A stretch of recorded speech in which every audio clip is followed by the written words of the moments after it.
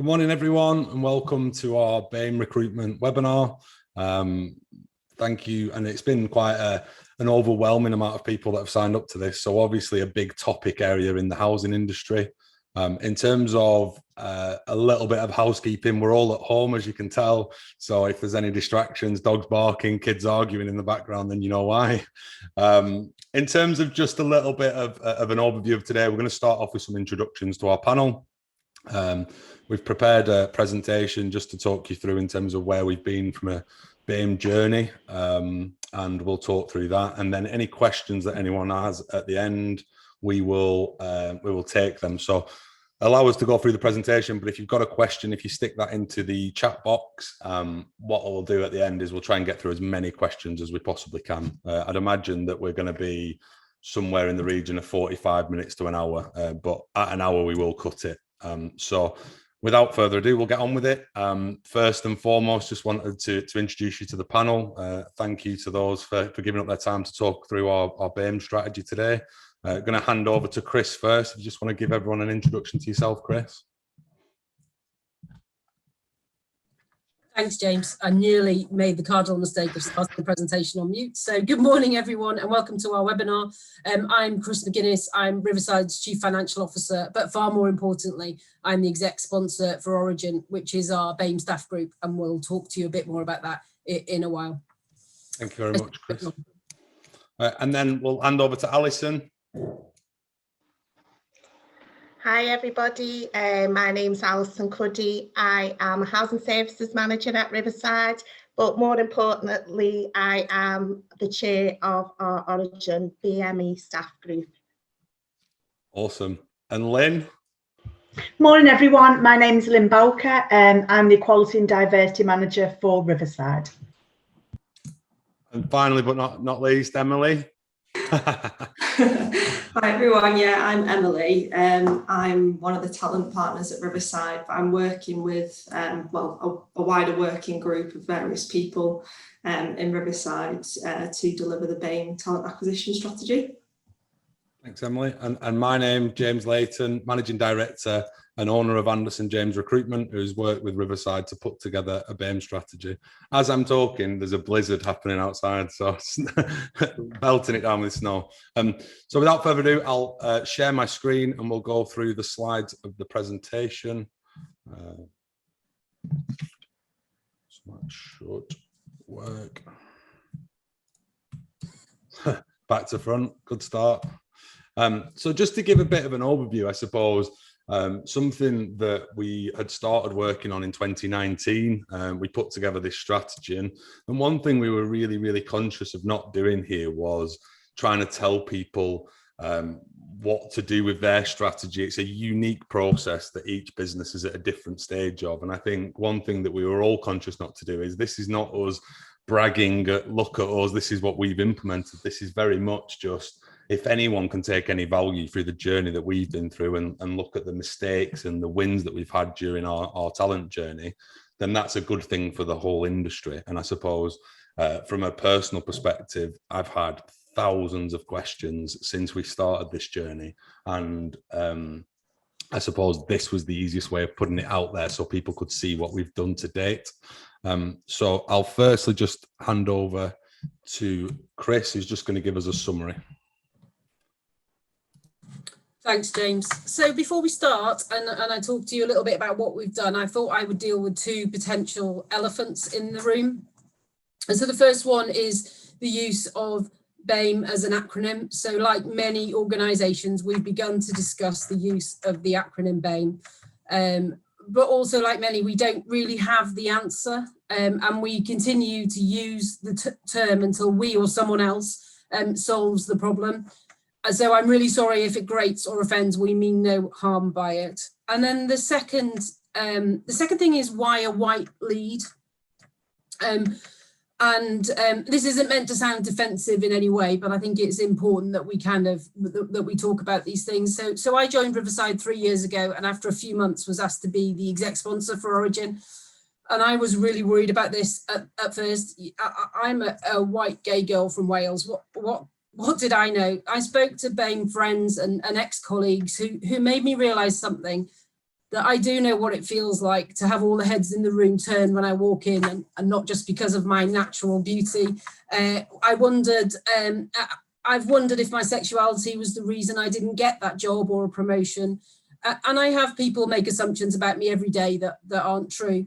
I will never know what it's like to not be white, not to have white privilege. But I did know what it was like to be unfairly treated both in and out of the workplace. So I took on the job and made Origin colleagues a promise that I would keep fighting for equality until there was someone BAME to take over. So here we are. So back to the matter in hand. When I got involved with Origin, we started to look at the data. At the end of the day, I'm an accountant and obsessed with numbers and data. And the overwhelming majority of our BAME colleagues were in our lower 2 pay quartiles. So we commissioned some research into our colleagues' experience at work. And we commissioned that research with Inclusive Employers, and I know some of you are on the call today, so hello. And we wanted to understand what was stopping BAME colleagues progressing and why we weren't attracting senior leaders. I can still remember to the day what a sucker punch that report was, and it was really sobering both for me and for our entire executive team. And we were really keen to turn things around for our BAME colleagues, and as a result, our action plan was born. So what were our key issues? Well, we had no BAME colleagues at an executive or a board level because we were failing to attract talent. Our junior BAME colleagues weren't aware of their promotion opportunities, and we needed to work a lot harder to ensure we had diversity in our culture. And the quality of our data wasn't brilliant, and that needed to improve if we were to measure our progress. But before we talk about what we did, I want to pause and let Alison Cuddy, the chair of Origin, talk about Origin. Thanks, Alison.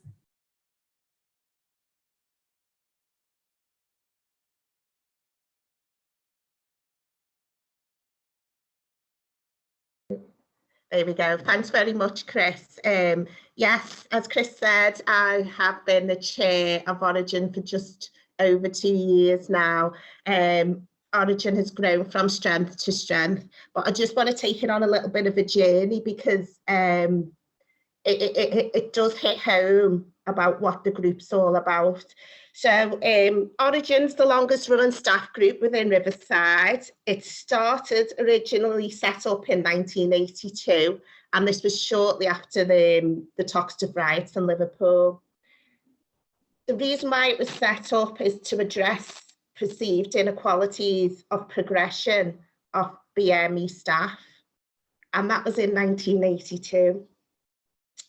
It acts like a forum or a safe space, and it promotes as best as it can EDI. It provides information and guidance to our members and to support the staff to fulfil their potential within this organisation. And that's one thing it's always done. But unfortunately, just under 40 years on, we're still talking about the same things, and we're still trying to do the same things. We've got 222 members so far within our Origin group. It's grown from 67, and that was in 2017. So you can imagine the journey that the Origin group has been on. We've had a relaunch, we've had name changes, and we've tried to raise the profile of the group. Anyone can join the group. You don't have to be from a certain background. Anyone's welcome to join the group. You just have to have the beliefs. And we have active members and non-active members as well. We meet quarterly on a quarterly basis, and we've got our own AGM, which is really fun. We usually have a nice guest speaker to talk to us at our AGMs. And within these meetings, we talk about things going, we look at feedback and we look at results and data, and then we look at things going forward and what we want in the action plan. Because as the chair and as Chris is the exec sponsor, it's still led by the members. It's still the members who bring the actions to the action plan. The Origin group work closely with other staff groups. We've got 2 other staff groups within Riverside. Spectrum is our LGBTQ plus staff group, and we've got Enable, which is our disability awareness staff group as well. And the things that we look at there is we look at EIAs for our policies to ensure that we're working together and just to be more effective really within the staff groups, and make sure that we look at all the protected characteristics. We've got some tangible initiatives which were very key within the group, and it's just, the reason why we have these is just to change the culture within Riverside. We want to keep this conversation going as much as we can, and Origin is the driver for race to talk about. So we've provided things like listening sessions for our members, you know, for them to just come and, you know, the chance to speak to an executive sponsor, to talk about yourself. It's just been amazing. So we've had a great uptake with our listening sessions, and we're changing that culture. You know, our exec sponsors listening to the members of how they feel their progression is within Riverside. We celebrate cultural events all the time. We like to make sure that we do this, and we promote it through comms officers. It's done through Yammer, email, newsletters. If we can't celebrate our cultural events, we can go to somebody who gives us a yes answer, which is our exec sponsor. And we're committed to talk about race. We want to profile and raise the awareness of race within the organisation a lot, and this is driven by the Origin group. We've signed up for many campaigns. We've just, last week was Race Equality Week, and we just signed up for that, and it was something so simple as putting race equality on your signature email, but it was just to raise awareness.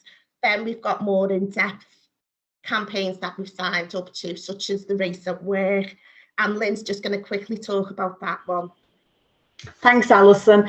I would urge anybody, if they've not taken a look at Business in the Communities Charter, Race at Work Charter, have a look at it. Origin members, as Alison said, are very keen to drive different things that we do, different initiatives, and one of them was we signed up the year before last for the Race at Work Charter.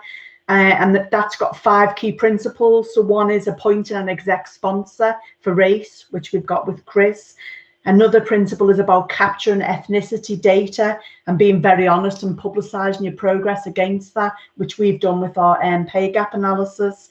The third principle is about committing at board level to a zero tolerance approach to bullying and harassment. We've got a board champion for race, which is great. And the last 2 principles, the fourth is around making clear that equality in the workplace, it is responsibility of everybody, but very, very clearly at Riverside, we say managers and leaders are responsible for owning this and driving it.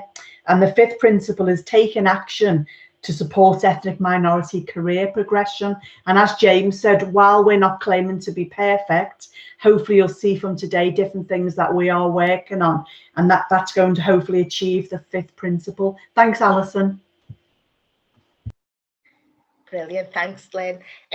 So I've done a couple of these webinars, and for a staff group network, I've been asked, just name one of the main themes that you really, really need for a staff group. And it's got to be buy-in from your executive sponsorship. That's the main theme, I think, that helped the Origin staff group to get to where we are now, because we're still on this journey. And I think once your exec sponsor knows the situations, understands and listens, she can drive that agenda forward. And as you say, no one says no to Chris, so definitely the right person for the job. And I think, you know, even when she understands our behaviours and goes through the cultural changes, it's great to have a fantastic role model to follow on to. And I think a lot of Origin members looked at the exec sponsor, and they are their role models on their behaviours. We also need allies. I think that's definitely, you know, one of the issues that the staff group has, the barriers. For the people with the barriers, how do we get rid of these barriers? We need allyship, and we look at our central support functions. So we've got Lynn, who's our E&D manager, who's fully supportive of the Origin agenda. And we've got people services as well, who would literally have got all the technical side of things to make things happen and bring them barriers down for us. So that's our journey where we want to be, and we're fully involved as the Origin staff group, and we are still working in partnership, which is absolutely brilliant. So that's it, fairly small version of Origin, but yeah, any questions, just let me know at the end. That'd be great. Thank you. Thanks, Alison. Thanks, Lynn.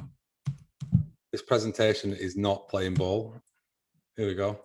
So we're going to talk a little bit about what we did. I think the first thing to mention here is that it started with an extensive research project, and we looked at businesses that do recruitment for BME well. And I think the companies that we researched and worth looking into are Lloyd's, Banking Group, Royal Mail, the BBC.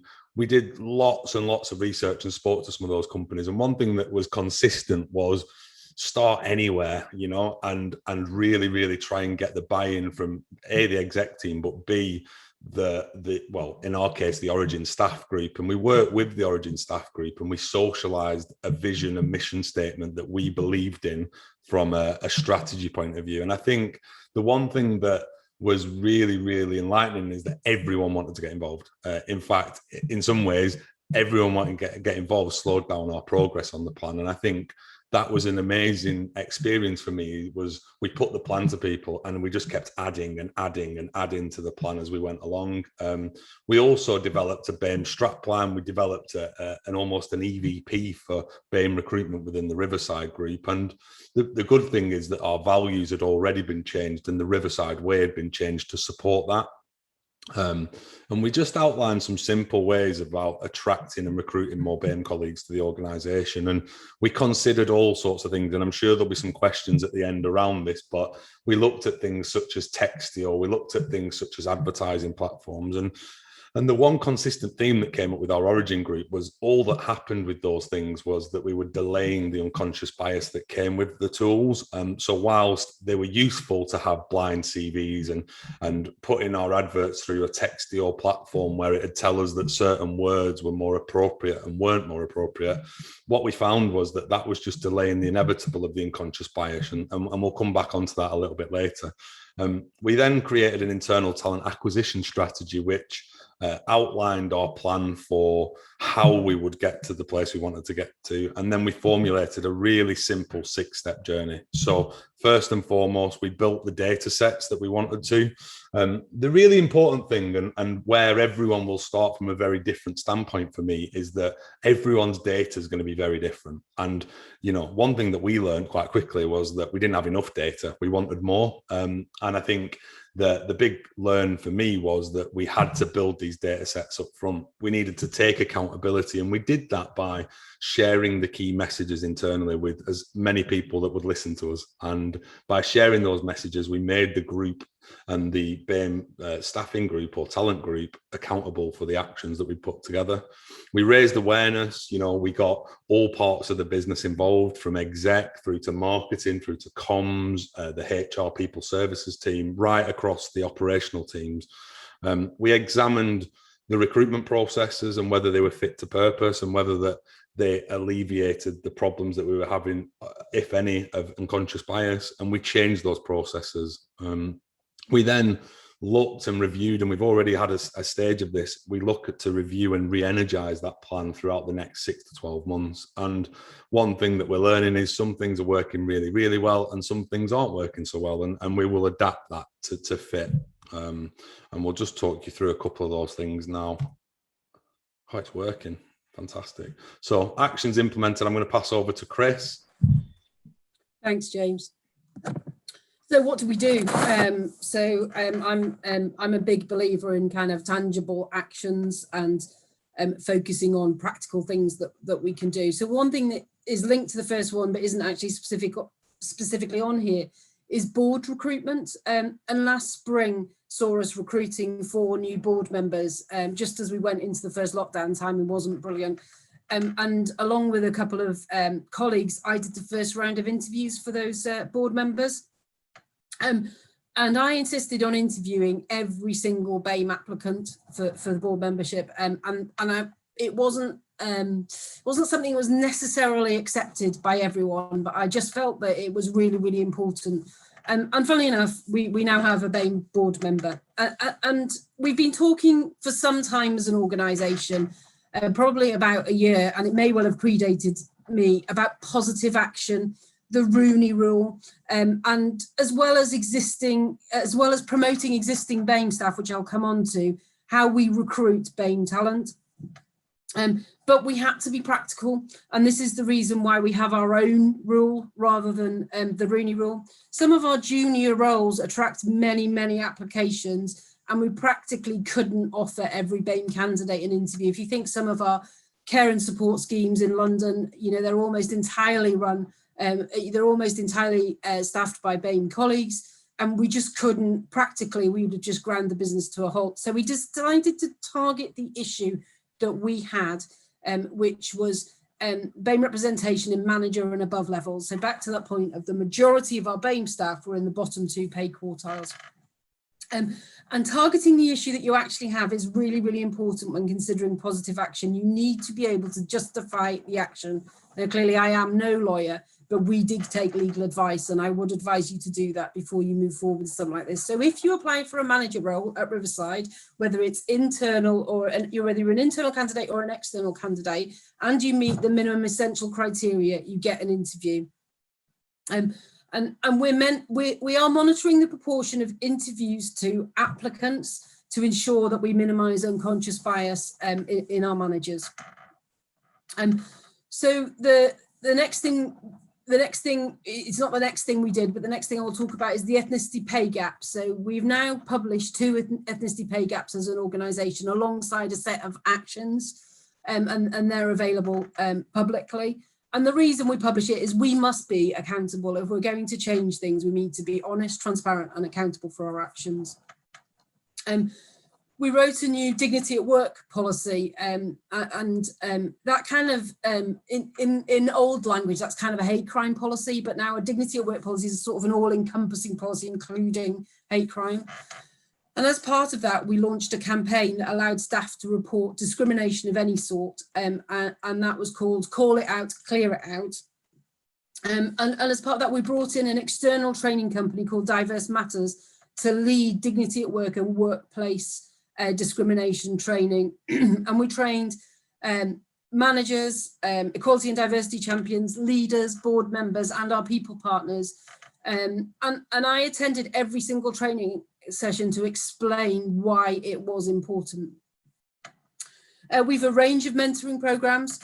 We take part in and have done for many years the HDN mentoring program and ensure we have BAME mentees. This year we have 10 mentees, 5 of whom are BAME, and we're trying to do that to make sure every year that we have at least half of our mentees that we put forward are BAME. We have our own internal reverse mentoring program in which 3 members of each of our staff groups, which Alison touched a little bit, Enable, Spectrum and Origin, mentor somebody from our leadership groups, and that has really been invaluable.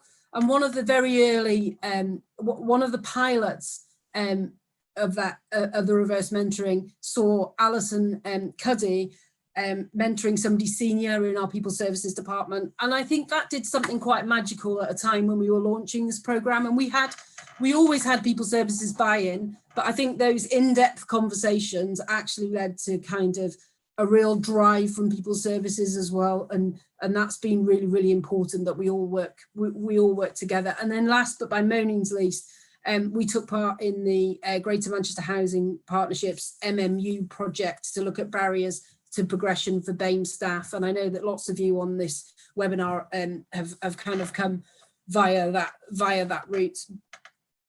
We recently joined the GEM programme, for which, for those of you who are on the webinar who aren't housing, is a graduate housing programme. And we agreed with the people who ran the programme that we would ring fence places to our BAME colleagues, but we did something quite different. We relaxed the requirement for a degree. So recognising the fact that sometimes, and it's wrong to generalise, but sometimes our BAME colleagues haven't had the same opportunities for a range of things, including university. We wanted to offer our BAME colleagues the opportunity to do the GEM programme. So we have 8 places, and 4 of those were ring fenced internally for BAME colleagues, and that went down really, really well. It was really, really popular. So they get all the training and courses and are supported to study in their current role. And then finally, we set targets, because I'm a big believer in what gets measured and gets done. And as James said, we regularly review our progress against those targets and re-energize them. And then the one thing I would say, which isn't really on here, is what's really important, I think, is the conversations that happen. So it's not being scared to talk about race. It's not being scared to ask the question. If Alison had £5 for every time I phoned her up and asked her a really stupid question, she'd be really, really, really, really, really rich, because you have to be able to have those conversations, and you have to be able to make mistakes and then get it right. And I do think it's really important that you're not scared of having those conversations. And it's those conversations that have brought about progress for us as well. So it's not on the slide, sorry, James, but I think I'm handing over to Emily next, aren't I? Yeah, and I think we've written this as future plans, but some of this is ongoing as we speak. So hopefully you can see that. Yeah.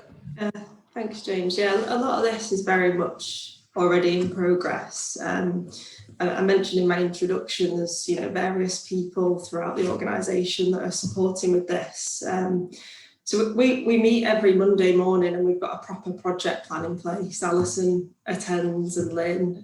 We have people from the marketing team, learning and development, and then most importantly, we have representatives from the Origin staff group that come to that meeting, so that we're held accountable for every plan and milestone, and that we're sticking to the dates where we've promised to deliver things. So in terms of the talent side of things, we've redesigned our recruitment process and our communication plan. Part of that was also our imagery and our videos and photography and that kind of thing. We had a plan to get a professional photographer in, go and take pictures of people from the Origin staff groups, but unfortunately due to COVID, that's been quite difficult. So it's then using your initiative really and a bit more creativity. So we're looking at doing interviews over Teams, which is like Zoom if you've got that, with Origin members, getting case studies, videos taken on mobile phones, that kind of thing.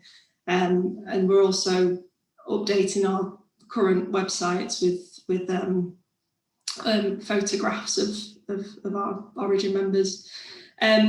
In terms of our internal and external web pages, so we've looked at our recruitment site as well, and we're having a massive overhaul of that to share information about the BAME interview scheme that Chris spoke about earlier, also to discuss more about what we're doing in terms of equality and diversity, and just a complete change of those sites. And then it's important to say we've also engaged with a specialist agency called BAME Recruitment.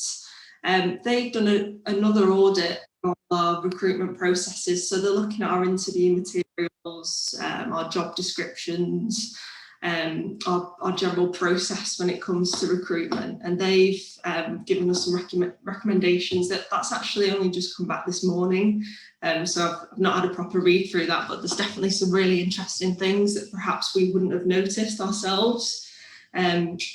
So for example, for interview questions, we recruit around 900 roles a year, which is obviously quite a lot. And just this year so far, we've had 348 interviews that have taken place. So to monitor all those interview questions and ensure that there's no unconscious bias happening with those questions, and making sure that there's a proper process in place and all the interview questions and materials are fair. And then we've also looked at our talent pools as well. So James has been working on that, and also our internal talent team on building up talent pools of more diverse candidates for those senior level roles, which is underway. And we've engaged with lots of fantastic BAME candidates within housing, and then also we've looked at our interview panels as well. So mainly for our senior level roles, we've had volunteers of Origin staff group members who are going to sit on interview panels to obviously reduce the chances of unconscious bias, and also so that when somebody steps into the organisation, that first person they see is somebody that looks like them, so they know that obviously those opportunities are at Riverside. So yeah, there's loads and loads and loads of things going on as well with our learning and development, our marketing, our recruitment processes, and we are obviously working through those and monitoring the data. It's important to say that we're very much monitoring the data every step of the way to ensure that what we're doing is effective. Don't know if there's anything else you wanted to chip in with there, James. No, nothing for me. Thank you for that. Yeah. And I think Okay. that brings us to the end of the slides, and there's quite a few questions that have come in, but by all means put your questions into the chat box. But I'll start off with, because you just ended on it then, someone's asked, how do we track the data? And I think it's quite an important point, this, and I'll start, but I'd love to hand over to you, Emily, because you know more about it. But in terms of how we're tracking the data, we've actually had the IT team build a dashboard, haven't we, Emily? So could you talk through what that dashboard does and what it's tracking, just so that people have got an understanding of how that works? Yeah, so we've had our process and performance team build a dashboard for us. It's quite a beast, is what we like to call it, because it basically tracks everything. So we look at obviously how many BAME staff we have in at any time, but we also look at things on retention, progression, and we obviously compare that between BAME and white candidates as well. I don't know if Alison, you might, or Lynn, is there anything else on that dashboard? Because we've got two separate dashboards. So there's one for the recruitment side and then one for once candidates are in place. I think to add to that, Emily, yeah. Dashboard is a brilliant piece of work because, excuse me, it will track the whole employee journey from start to finish. So when that employee obviously applies to us for a position, if they're external, obviously, and then it will track the whole journey. So it's not just looking at a couple of things; it's looking at the whole experience, really, of your life as an employee of Riverside and your prospects and what opportunities are available for you. Yeah, and in terms of the recruitment dashboard, so we look at each stage of the process. We also look at locations. We look at separate business areas, so we can see, for example, in asset management or in care and support, are we being less successful in certain areas? Do we have to do more in those areas, or are we recruiting more people in Leicester, for example, and Manchester? But we look at how many applications we have, how many have gone through to interview, how many candidates have been successful, and we look at the obviously BAME compared to white candidates at each stage of the process. So that data is monitored constantly, and we review it in the working group every month, just to make sure that we're on track with that. Cheers, Emily. And someone's asked around, we mentioned a pilot. I don't think we talked about this too much, but we created a pilot for the first 10 management or senior management roles to trial out a lot of this stuff that we've now implemented. But who wants to pick that up around the pilot in terms of the 10 roles that we decided to work on to start with? I think we're not sure what the question is. Oh, sorry. It was that we mentioned that we'd done a pilot scheme on a number of roles, and how did that work and what was our findings? But I think we're still in that process, aren't we? Yeah, that's still ongoing. So this was the recruiting to potential, I think you're talking about. So we decided to have 10 roles from each ED's business area.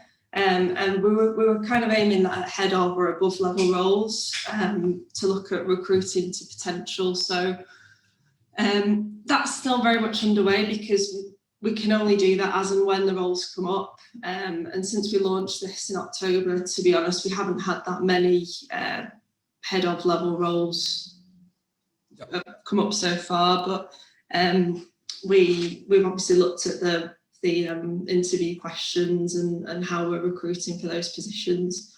But yeah, it's still ongoing. And then a question, what in your experience is preventing from BAME actually progressing in their careers, or BAME candidates actually progressing in their careers? And are we able to share our findings from our external research? So the answer to the last part is no, for a whole host of reasons, because that research spoke to our managers, our staff, our leaders, and it was quantitative and qualitative. So we wouldn't be able to share the research. That just wouldn't be appropriate. I think what was preventing our staff from progressing, we've covered this slightly. I think it's a range of things. I think it's probably a lack of awareness of other opportunities.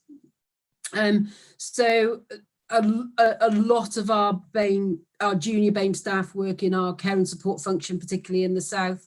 They will be doing a range of care type roles, and they probably won't have the access to IT and job opportunities that our office-based staff would have. So I think there's a sort of a general lack of being able to access the opportunities that isn't actually about being BAME, but is about how junior their role is and what access we give them to IT.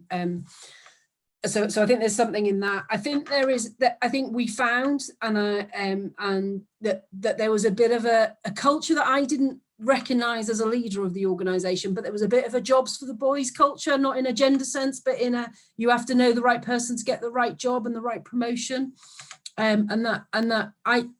I'd like to think a lot of that was historical, but I mean, when you do a piece of research, you get the findings that you get. So we've worked hard to make sure that people are aware of the opportunities and aware of the process that we go through to get the best person for the job. So I think there's those things, and I think there's a fear factor. I think people just don't think they'll get the job, so they don't apply for the job. And then you've got the sort of nothing to do with Riverside, but the societal kind of white privilege and sometimes lack of opportunity that our BAME colleagues have had, meaning that they didn't finish school, or they didn't go to university, all of those sorts of things, which means that it's harder for them to access the more senior roles. So we've tried to kind of put a pepper potted solution that deals with all of those issues. Thanks, Grace. Can I just say, just on that question, don't forget we had a staff group.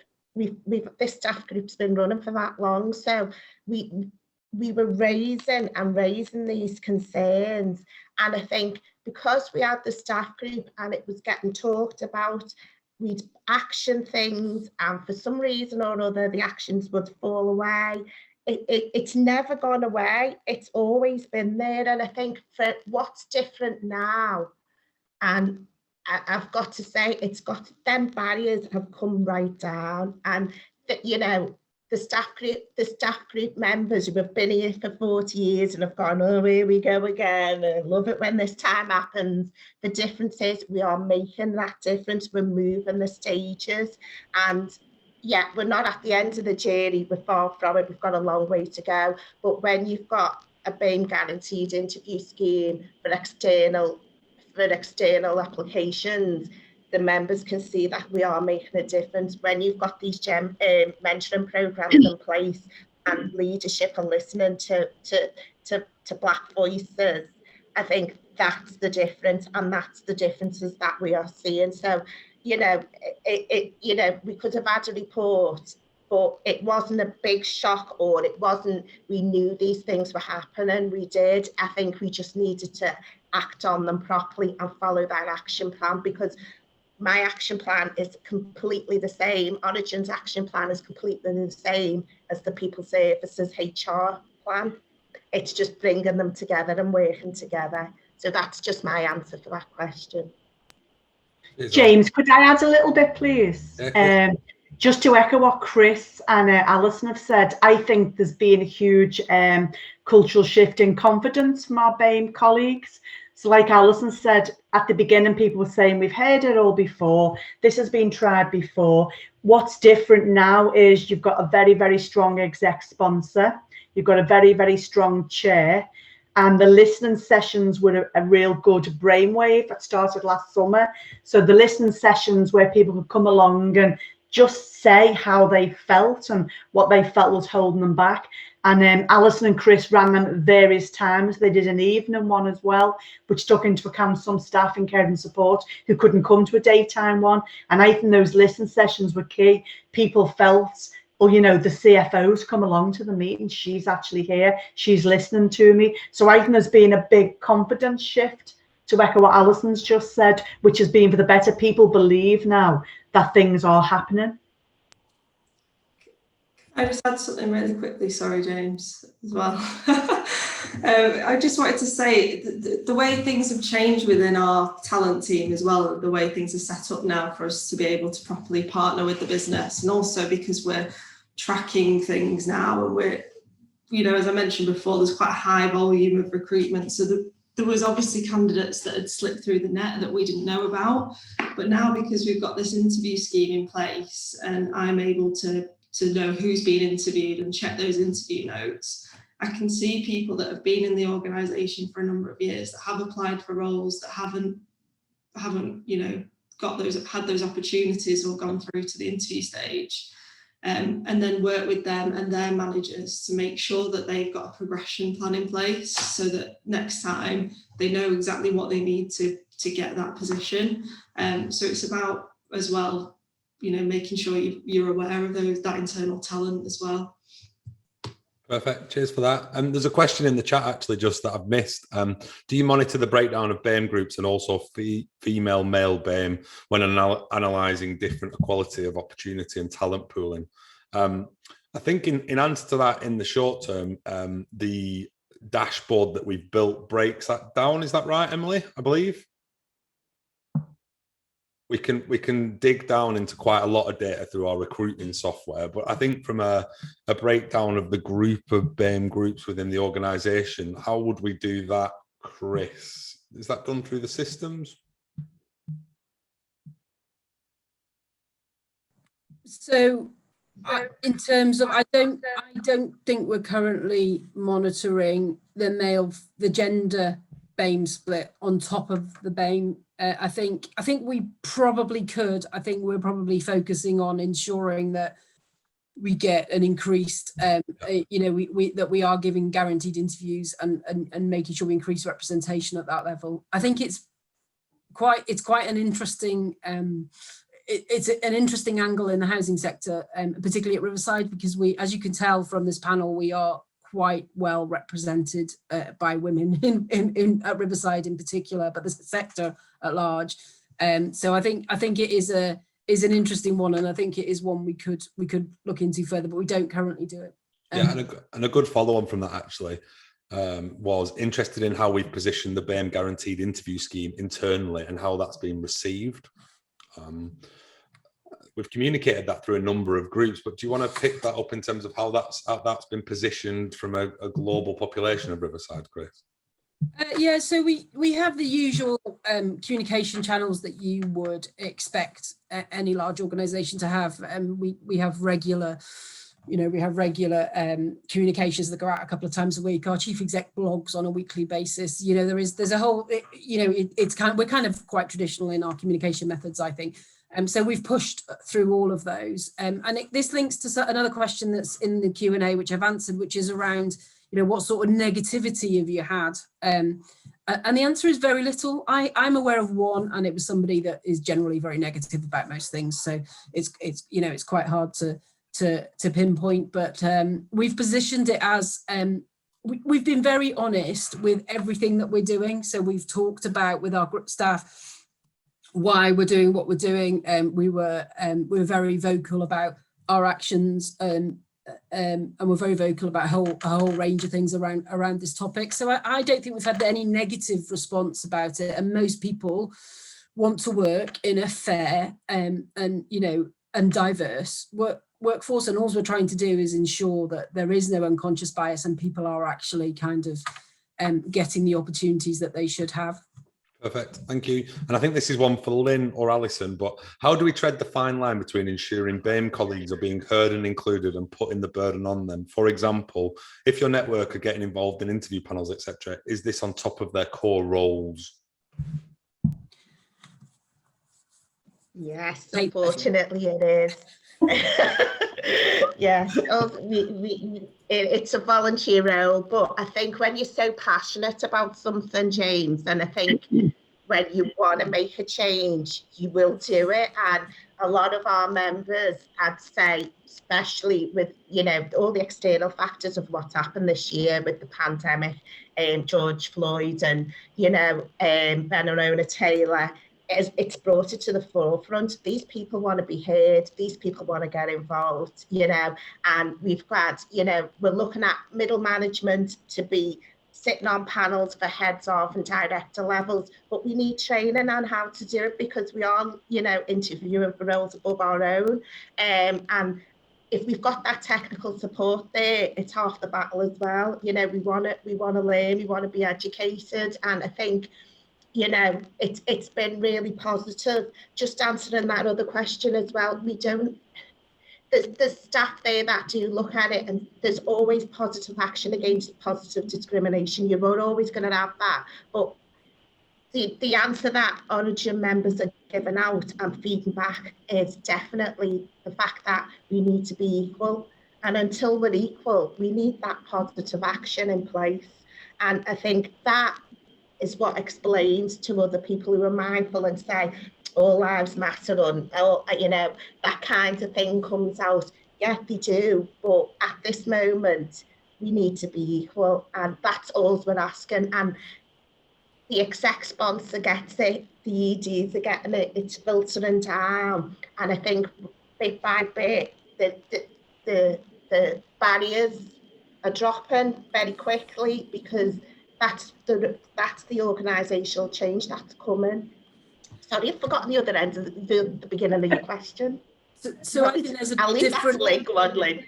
So I think there's a different angle to this, which is around. So I know who's asked this question. This is Sandy, who's one of our board members, and I think it is a really important consideration. And I was at a webinar a few months ago, and one of the things another organisation had done is to build in.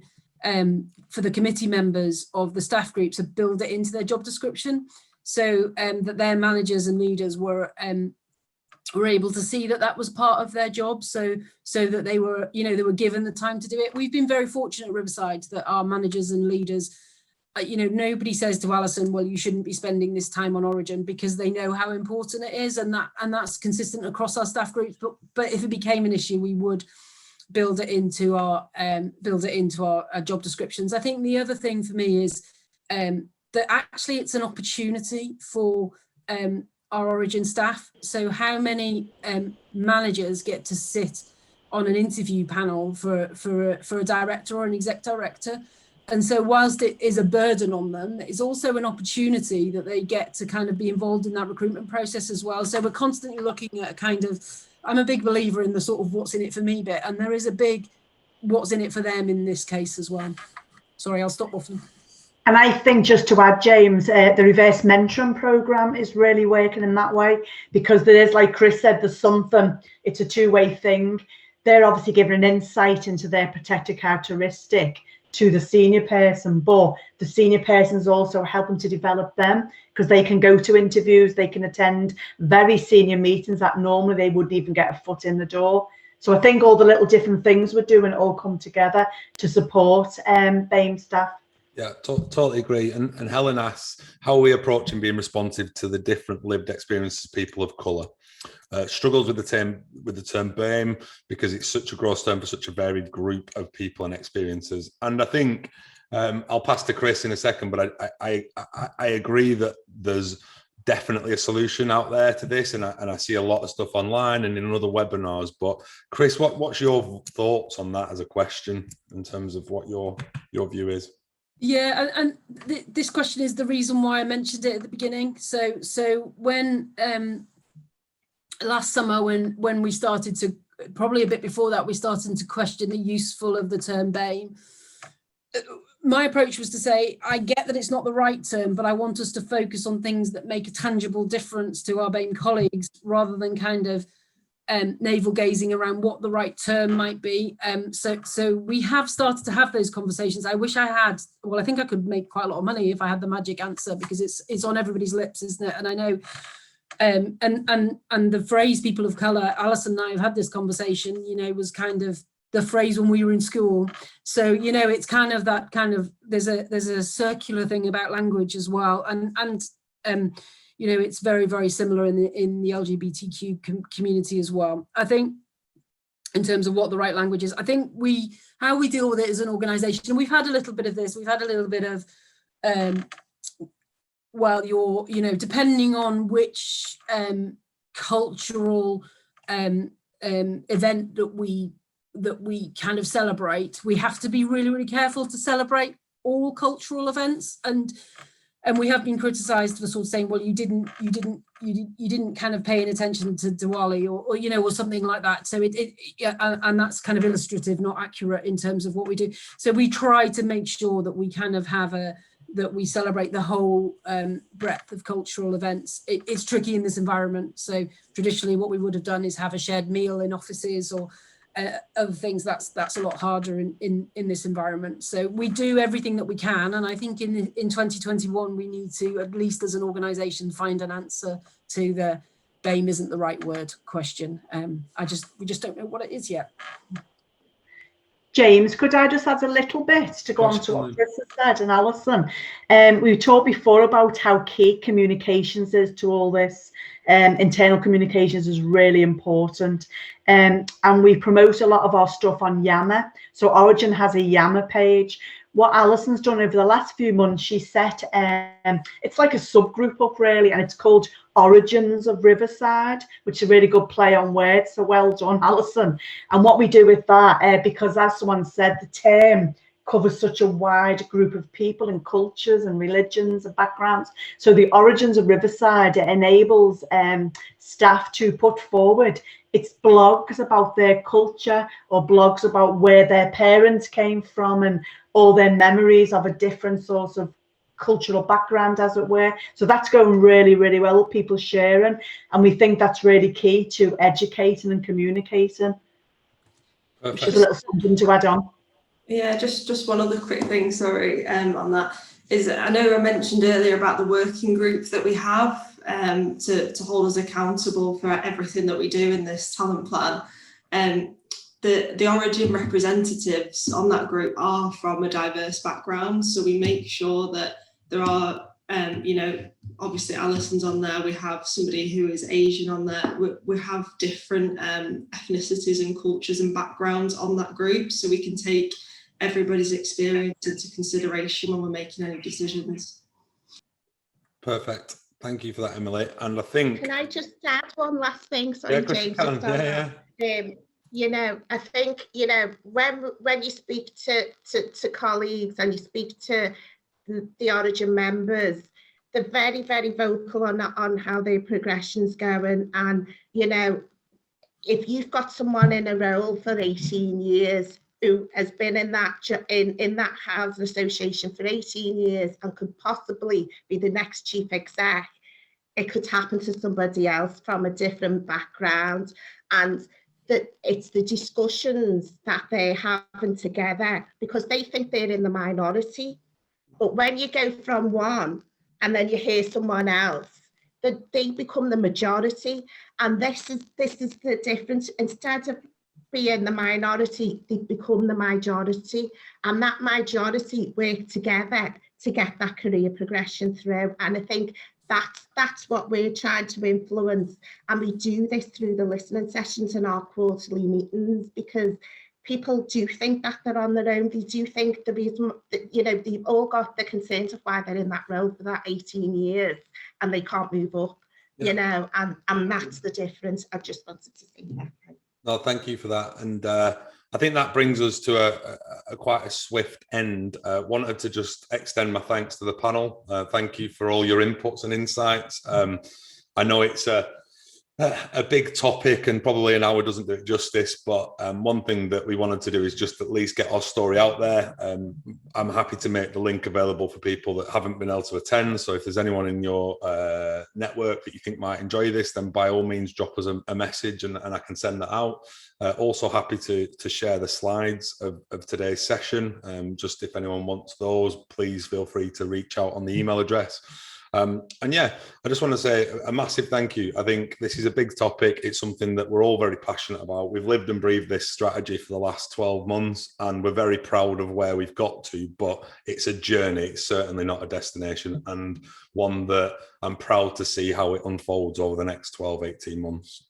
So I wish everyone a happy week and hope that everyone's keeping safe during the COVID situation. We'll see you all soon. Take care.